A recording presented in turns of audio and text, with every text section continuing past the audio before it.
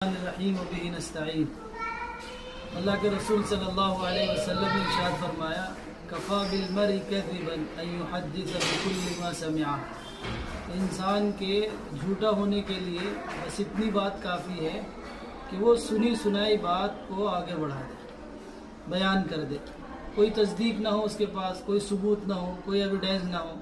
بس کسی سے سنا اور اس کو آگے بڑھا دیا۔ آج کل اس دور میں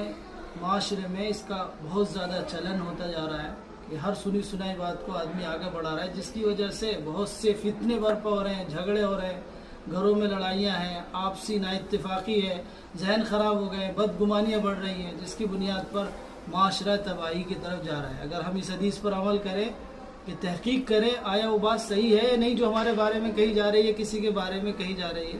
اسی طرح ہر بات کو سنی ہوئی کو تصدیق کے بعد بھی نہیں بڑھانا چاہیے۔ جس بات کو ہم آگے بڑھا رہے ہیں وہ مفید ہونی چاہیے، سامنے والے کے حق میں بہتر ہونی چاہیے۔ اگر ایسی کوئی بات ہے جس سے دوسروں کو فائدہ پہنچتا ہے تو اس کو آگے بڑھائیں، اور اگر فائدہ نہیں پہنچتا تو اس کو آگے نہ بڑھائیں۔